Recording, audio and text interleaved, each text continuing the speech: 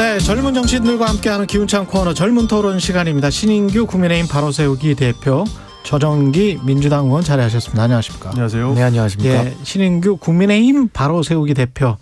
예, 바로 세우는 지금 당 대표가 되셨습니까? 제가 뭐 국바세를 지금 대표하고 있는데 예. 이제 뭐 앞으로 더 바로 세울 일이 더 많을지 예. 아니면 좀 제대로 돼서 좀 예. 덜 할지 좀 지켜봐야 될 것 같습니다. 뭐 원래 예상했던 일인가요? 글쎄요, 저는 사실 전당대회라는 것이 네. 좀 국민들과 당원들의 축제가 돼야 되는데 이 전당대회 전반적인 과정 자체가 뭐 첫 단추부터 좀 잘못 껴서 그런지 좀 너무나도 좀 국민들 눈살 찌푸리는 게 너무 많았습니다. 뭐 그럼에도 불구하고 예상대로 이제 김기현 후보가 당선은 됐는데 그래도 최소한 결선은 갈 줄 알았거든요. 근데 결선도 없이 저렇게 되다 보니까 네. 조금은 좀 허탈했다. 저는 이렇게 생각합니다. 전용기 의원은 민주당 입장에서는 김기현 대표 그리고 이제 태영호 의원까지 다 됐단 말이에요. 최고위원들이 이른바 이제 윤심을 거의 다 대변하는 그런 분들이 됐는데 한 분 뭐 김재원 최고위원은 스스로를 윤심 호소인이다 이렇게 말씀을 하셨다고 하는데 어떻게 생각을 하세요? 이 진용은? 뭐 이거 사람들이 김기현 대표가 됐으면 또 좋은 것 아니냐. 뭐 네. 그리고 최고위원 몇몇 보면 전부 다 윤심이니까 좋은 것 아니냐 이렇게 말씀을 해주시는데요. 저는 민주당에 민주당이 네. 좋은 것 아니냐 이렇게 말씀을 주시는데 저는 전혀 안 좋다고 생각합니다. 전혀 안 좋다. 뭐 애초에 대화가 통해야 되는데 대화가 전혀 안 될 것 같아요. 뭐 정부에서 지금 뭐 안 그래도 엄청난 패착들을 저지르고 있는데 그런 네. 패착들을 감싸기만 바쁠 것이고 심지어는 김기현 대표가 처음에 전대 나왔을 때 이미 끝난 전대다라는 평가도 있지 않았습니까? 그게 대통령을 비호하는 세력으로만 국민의힘이 비춰질 수 있다라는 것 때문이었는데 실제로 뭐 전부 친윤이 되다 보니까 이제는 뭐 진짜 대화 없이 국민의힘은 정부가 하고자 하는 것만 따라가는 그런 단체가 되지 않을까 하는 그런 생각에 이 대화가 부족한 부분에 대해서는 이거는 민주당한테는 안 좋은 거다 이렇게 생각합니다. 방금 전에 김병민 최고위원은 그래도 윤석열 정부의 실정에 쓴소리를 하는 지도부가 될 것이다 이렇게 지금 이야기를 했는데 어제 쓴소리 못한 사람이 뭐 오늘 하겠습니까? 그리고 오늘 못한 사람이 내일 할까요? 그러니까 뭐 예. 저는 뭐 굉장히 이건 좀 회의적이고 네. 저는 뭐 어제 이제 김기현 대표 취임 인터뷰를 방송에서 보니까 뭐 그래도 이재명 대표랑 대화해보겠다 이렇게 말씀을 하셔서 그렇죠. 뭐 그래도 일단 한번 기대를 걸어보는 것은 좀 필요하다 보고요. 저는 사실 뭐 이준석 대표를 비롯한 이번에 소위 말하는 천하람 뭐 그 천하용인으로 해서 뭐 개혁 진영 뭐 이렇게 얘기도 했었는데 뭐 저도 그 안에 포함되어 있지 않겠습니까? 국바세를 있어요. 하다 예. 보니까. 예. 근데 저희가 이번에 비록 패배는 했습니다만은 저는 뭐 개혁 세력이라고 저희 생각하지도 않습니다. 저희가 그동안 정당 내에서 꾸준히 목소리를 냈던 것은 이준석 대표 축출 과정에서 정당 민주주의 지켜라. 그리고 그 이후에 시작된 전당대회에서도 정당 민주주의를 지켜야지 당이 사당화되면 안 된다. 이 주장을 일관되게 했거든요. 그렇다면은 이 주장을 한 저희 같은 진영에서는 친상식, 친국민 그리고 친헌법을 말했던 것이고 이번에 주류가 된 그 일색 윤심 호소 후보들 있지 않습니까? 이분들은 일관되게 반상식적인 얘기들을 쭉 해오신 분들이에요. 그래서 저는 이번에 뭐 유감스럽게도 뭐 이런 식으로 한 계파 내지는 한 일색의 후보들이 전원이 당선됐기 때문에 과연 이것이 당에 장기적으로 도움이 될지 여부는 전 좀 매우 회의적으로 바라보고 있습니다. 옆에서 보시기에는 천하용인 이른바 천하용인 그리고 이준석 전 대표가 힘을 못 쓴 거 아니에요 결국은? 결국 못 쓴 걸로 보이는 거죠. 네. 이유가 뭐라고 보세요? 결국에는 그 이준석 대표에 대한 비토가 어느 정도 작용하지 않았을까 비토가 싶습니다. 있었다. 뭐 지난번에 바람이 불 때는 뭐 국민 여론조사가 어느 정도 들어가 있었는데 이번에는 100% 당원 경선을 하지 않았습니까? 뭐 그런 측면에서는 이준석 대표의 비토 세력이 있었을 것이고 그리고 그 윤석열 대통령의 당무 개입이 엄청났거든요. 사실 그런 부분에서 당원들도 이거는 어떻게 해야 되나라는 분란이 처음에는 있었을 것인데 이것이 당무 개입이 진짜로 사실처럼 이렇게 거의 확정적으로 변해가면서 당원들도 그래 아직까지 임기 초니까 윤석열 대통령한테 힘을 실어줘야 되는 것 아니냐 뭐 이런 측면에서 이렇게 이준석 대표 개가 다 떨어지는 이런 결과를 낳지 않았을까 저는 그렇게 봅니다. 근데 윤석열 대통령이 그 전당대회에서 나라와 당의 위기를 자신의 정치적 기회로 악용해서는 안 된다. 이용해서는 안 된다. 나라까지는 뭐 당연한 건데 당의 위기를 자신의 정치적 기회로 이거는 어떤 이른바 이제 이준석계를 딱 타겟을 한 거 아니에요, 혹시? 뭐 글쎄요, 뭐 그 의도까지는 알 수 없지만은 과거에 문자 노출 사건에서도 보면 뭐 이런 쓴소리 내지는 정당 민주주의를 지키자라고 주장하는 세력들에 대해서 생각이 다르다는 이유로 그 이제 내부 총질 이렇게 표현하지 않았습니까? 근데 헌법 체계적으로 해석을 해보면요, 저는 지금까지도 제 생각이 맞다고 생각을 해요. 그리고 국민들도 제 생각에 동의한다고 생각하거든요. 근데 그 부분에 대한 이견 차이가 있는 것 같고, 전 이번에 이준석 대표의 영향력에 대해서 저는 좀 냉정하게 평가를 해봐야 된다고 생각은 합니다. 왜냐하면 결과가 그대로 나왔다는 것도 인정해야 됩니다. 뭐 룰 핑계 대시는 분도 있는데 룰이 당신 100%라는 거 바뀐 거 알고 참전했거든요. 그렇기 때문에 그 부분에 대해서는 좀 설득력이 떨어지고, 근데 그럼 과거만큼 왜 영향력이 안 나느냐를 본다면은 윤석열 대통령과 이준석 대표의 이 구도가 2021년 8월부터 지속됐어요. 그러니까 그게 지금 거의 2년 가까이, 만 2년 가까이 지금 지속되어 오고 있다라는 점 속에서 피로함. 전 당원들이 피로감도 분명히 느꼈다고 보고요. 이번에 룰이 100%기 당신 100%기 때문에 민심의 영향이 제로였습니다. 그렇다 보니까 중도 호소력 내지는 민심의 우세를 갖고 있던 이준석 대표와 이제 천하용인의 그 그룹들이 어떤 당심을 견인하는 장치가 전혀 없었다라는 문제가 또 하나가 있고, 당시 이준석 대표가 당대표 됐을 때 바람 불었던 걸 생각해 보시면은 그때 우리가 야당이었습니다. 그러니까 어떻게 보면 이준석 대표의 전투력 내지는 그런 선명성 이런 것들이 좀 당원들에게 호소가 됐다라면은 지금은 이제 집권 여당이 됐거든요. 그렇다면 안정감, 무게감 이제 이런 것들을 당원들이 원할 텐데 여기에 맞춰서 이준석 대표도 태도 변화를 못한 것이죠. 그래서 이 부분에 대해서는 좀 냉정하게 좀 받아들여야 될 건 받아들여야 된다 이렇게 봅니다. 민주당 입장에서는 특히 이제 태용호 의원 같은 경우는 제주도 그 4.3 관련된 발언이랄지 우리 지금 현재 한국의 이념적 스펙트럼으로 보면 이제 극우적인 발언이거든요. 이제 근데 그런 색채를 확 드러내는 사람이 이제 4위로 입성을 했고, 그 전에도 천하람 후보가 계속 그런 이야기를 했습니다만은 중도 스펙트럼 확장이라는 측면에서 너무 좁게 가져갈 수 있다, 그 우려를 계속 이야기를 했거든요. 민주당 입장에서는 훨씬 더 잘된 거라고 이야기하는 분들이 그런 시각 때문이 아니에요?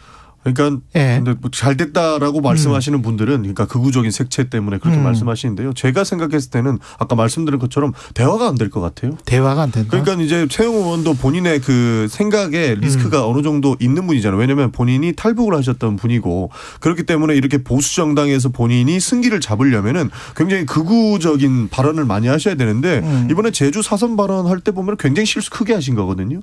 그것도 뭐 북한의 드라마 보면 나온다 이런 말도 안 되는 얘기를 하면서까지 극우적인 발언을 했는데, 어떻게 보면은 진짜 그 중도층을 잡기 위한 선거 전략을 가지고 간다면 태영호 의원이 극우적인 발언을 하는 것이 민주당이 어떻게 보면 좋을 수도 있는데, 결국 당 지도부끼리 대화가 돼야 되는 측면에서 국민만 바라보고 가야 된다, 진짜 어떤 것이 우선돼야 된다라고 얘기했을 때는 여야 지도부가 대화가 단절되고 서로 공격하기만 바쁘면 이거는 국민적인 걸로 봤을 때는 굉장히 안 좋은 영향을 미칠 수 있거든요. 그런 측면에서는 저는 바람직하지 않다고 봅니다. 저도 말씀 조금만 보태면은 사실 지금 당선된 분들 다 연설 돌려보시면요, 이분들이 공약 비슷하게 내건 것이 딱 하나 있습니다. 예. 민주당과 잘 싸운다 이런 거였거든요. 그러니까 싸우겠다는 얘기입니다. 그러니까 앞으로도 저는 뭐 김기현 대표는 뭐 협치 얘기를 했습니다만은 저는 뭐 최고위원들 공약이 그래요. 다 잘 싸운다 이래서 뽑아달라고 했던 것이기 때문에 전 그 부분이 매우 좀 우려스럽고, 뭐 극우화 얘기하시는데 분명히 저도 이 점이 우려가 됩니다. 과거에 자유한국당 시절을 상기해 보면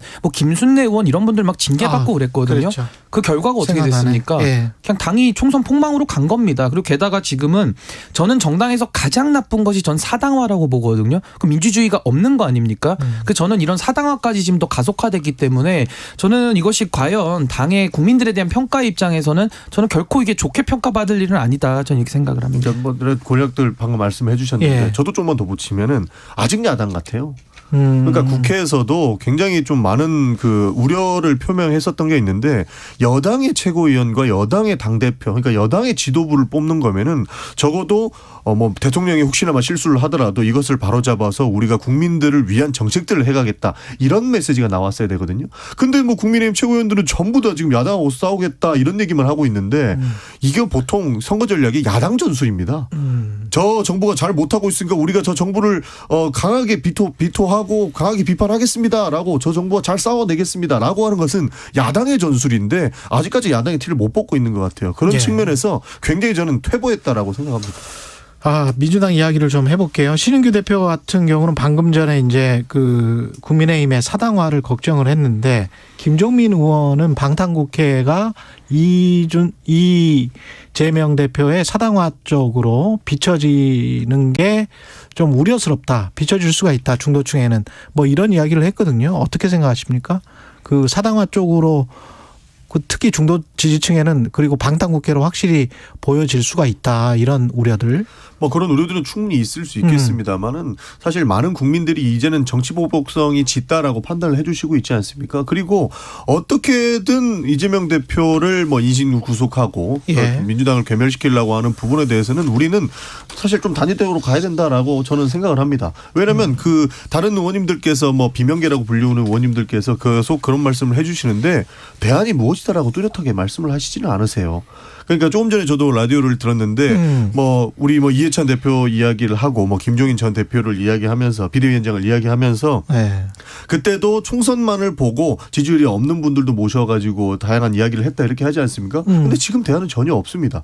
지금 이렇게 당이 혼란하고 힘들 때에는 이런 상황들을 좀 유지하기 가 굉장히 좀 어려운 거, 이거 뭐 유지한다는 좀 많이 이상한데, 그러니까 이런 상황을 헤쳐나갈 수 있는 것은 강력한 리더십이 있을 수밖에 없는 상황이거든요. 근데 이렇게 이미 분란의 씨앗이 커져 있는 상황에서 새로운 사람이 들어온들 어떻게 이 당의 어려움을 헤쳐나갈 수가 있겠습니까? 그럴까요? 예. 저는 뭐 생각이 완전히 다른데요. 네. 제 좌우명 하나 말씀드릴게요. 저는 길이 아니면 가지 않을 것이고 길이 없으면 길을 만들어서라도 가야 된다는 게 제 좌우명이거든요. 그러니까 민주당도 길이 아니면 가지 말고 길이 없으면 길을 만들면 됩니다. 대안이 없으면 대안을 만들어. 당연하죠. 그러니까 길이 없는데 문제를 해결하는 것이 정치인데 내부에서도 대안이 없으니까 대안이 아닌지 긴지도 모르겠지만 그냥 이거 붙들고 가겠다. 이거 좀 무책임하지 않습니까? 그리고 당원들도 여기에 대해서 지금 동의를 많이 못하는 거잖아요. 그리고 더 중요한 것은 국민들의 지지율입니다. 아니 저는 제일 답답한 게 국민의힘이 이렇게까지 못하고 저도 국민의힘 소속입니다마는 매일 와서 정말 비판할 수밖에 없는 상황인데 정말 민주당이 이 부분에서도 지금 반사이익조차도 못 먹고 있다라는 것은 이거 좀 문제 있지 않습니까? 저 이 부분을 꼭 말씀드리고 싶고 저는 지금 대한민국 정치가 굉장히 나빠지는데 저는 윤석열, 이재명 이 두 분의 기여가 굉장히 크다고 봅니다. 지금 대선이 끝나고 지선이 끝나고 지금 대선 시즌 3 정도로 보거든요. 저는 내년 총선이 대선 시즌 4로 봅니다.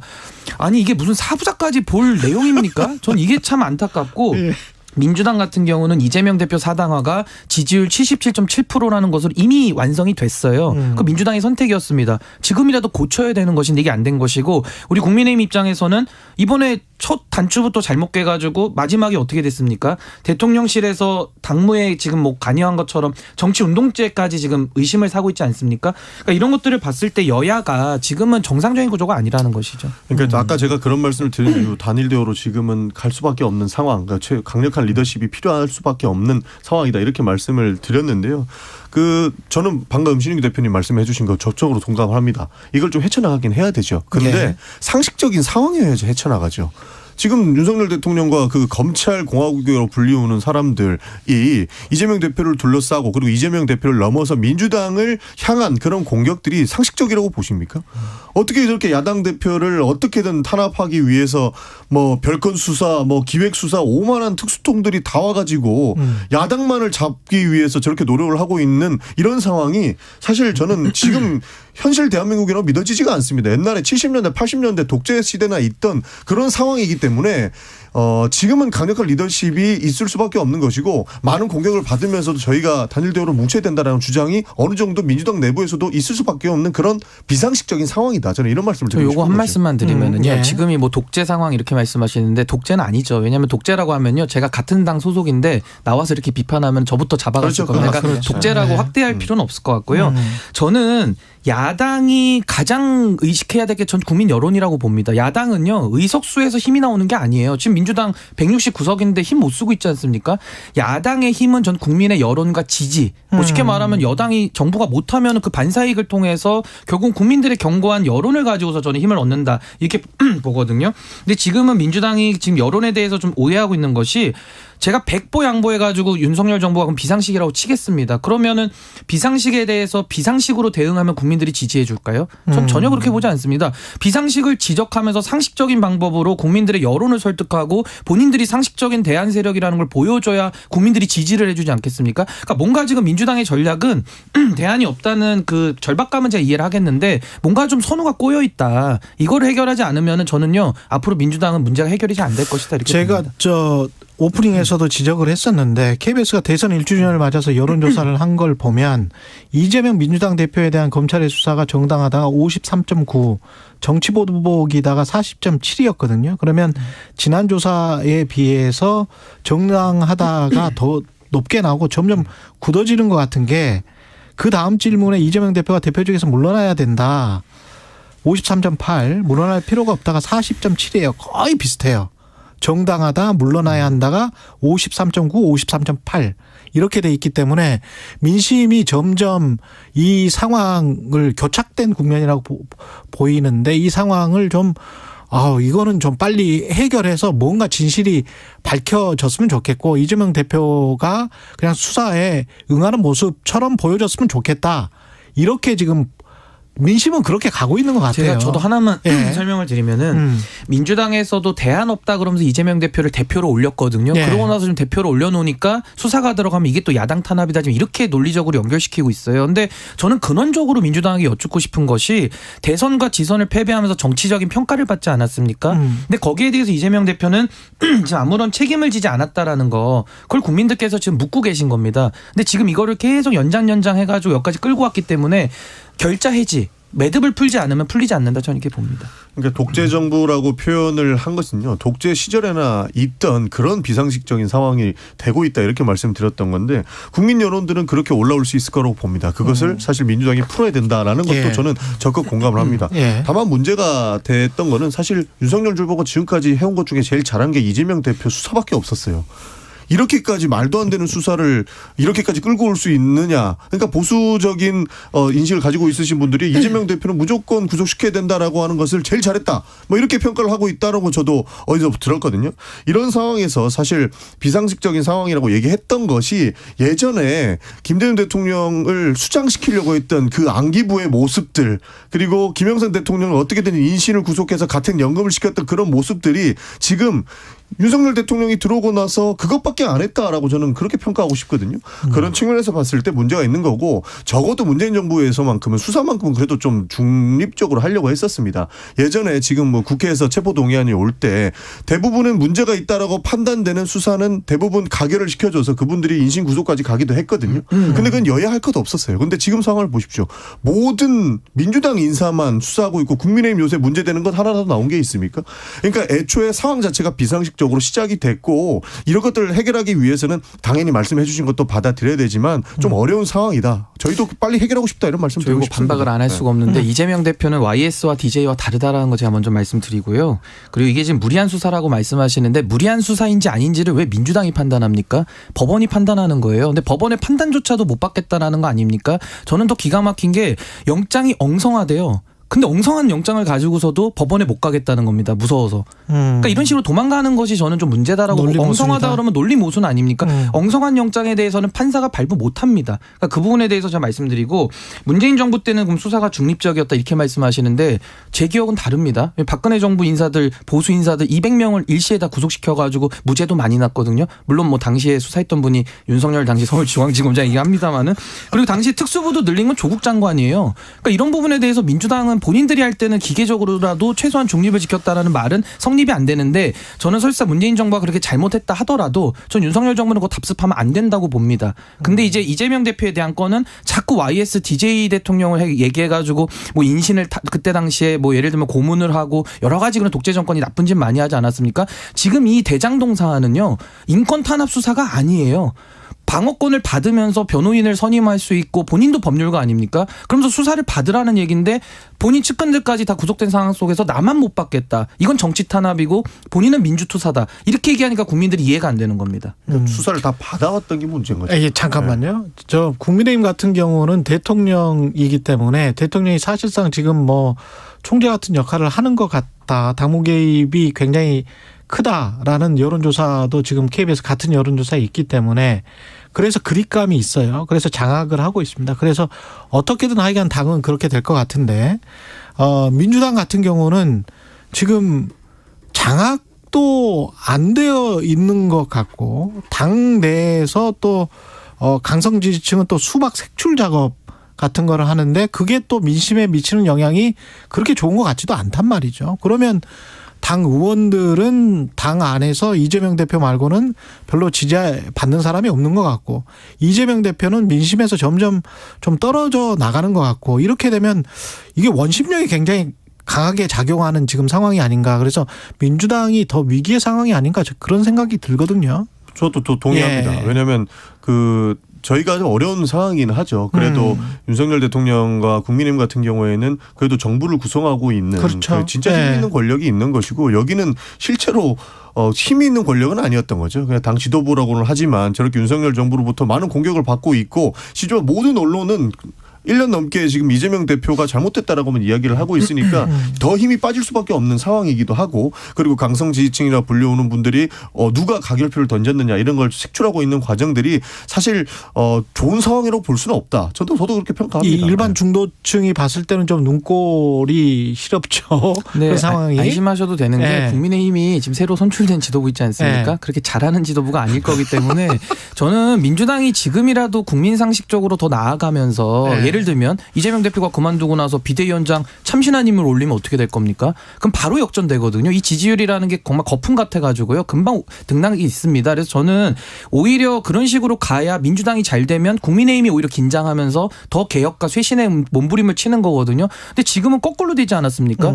국민의힘이 이렇게까지도 못하고 당무 개입이 이뤄지고 정말 백주대낮에 반헌법적인 행위들이 일어나고 있지 않습니까? 저도 비판을 하거든요. 정말 잘못된 일이죠. 근데 거기에 대해서 민주당이 지금 이재명이라는 그 사법 리스크에 당이 끌려 들어감으로써 민주당이 지금 정신을 못 차리지 않습니까? 예. 그러다 보면 국민의힘 입장에서도 너무 좋은 거예요. 환경 자체가. 그러니까 저는 이런 적대적 공생관계 이걸 깨기 그렇죠. 위해서는 서로도 뭐랄까요. 내부 자정을 통해서 좀 더 발전하는 노력을 해야 되는 것이고 저희도 뭐 수박까지 공격은 아니지만은 참칭 호소인 공격 많이 받거든요. 아, 그렇네. 근데 그거는 저는 정치하시는 분들이 다 같이 좀 이겨내야 될 부분들이다. 저는 이렇게 생각을 합니다. 예. 그리고 정부 이야기를 좀 해볼게요. 강제동원 피해자 배상 두고 이것이 정말 국익인가 안보인가 미래인가 어떻게 보십니까? 윤석열 대통령 지지율에도 그렇게 큰 도움을 줄 것 같지는 않습니다만. 저도 이 결정은 매우 좀 성급했다고 봅니다. 이게 지금 강제동원 문제를 해결하겠다는 그런 뭐 강한 의지 내지는 또 피해자들이 고령이시기 때문에 뭐 빨리 해결해야겠다라는 그런 국가 지도자로서의 결단이라고 생각할 수는 있겠는데 저는 그렇다고 하더라도요. 이게 국제법 문제 내지는 내부의 삼권 분립 문제 그리고 피해자들에 대한 그런 배상에 있어서의 사죄 문제 여러 가지 역사 문제라든지 국격의 문제까지 복합적인 거거든요. 그렇다면 최소한의 피해자들 설득 당사자들이죠. 그리고 여야가 뭔가 합의를 통해서 이루어가야 되는데 전혀 그런 과정 생략되면서 마치 대일 굴종 외교처럼 이게 다 비춰지고 있단 말입니다. 전 여기에 대한 정치적인 책임을 국민들이 물을 것이다 저는 이렇게 봅니다. 100% 굴종 외교인데 본인들만 정신 승리하고 있는 것 같아요. 본인들만 좋은 평가라고 생각하고 본인들만 미래로 나가야 된다 이렇게 얘기하고 있는 거예요. 미래로 나가야 되는 건 저도 인정합니다. 그러나 사과 한마디도 못 받는 게 이게 어떻게 굴종 외교가 아니겠습니까?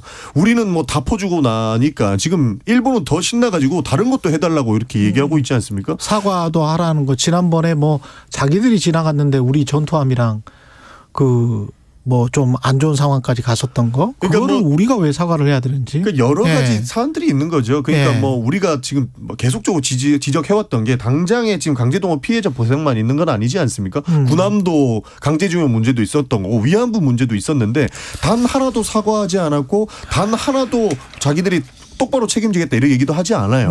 근데 지금 이 정부는 이거를 빨리 미래로 향해야 되기 때문에 3.1절에도 대한독립 만세를 부르지 않고 뭐 지금 뭐 보수 정부를 상징하는 그런 것들 만세를 불렀거든요.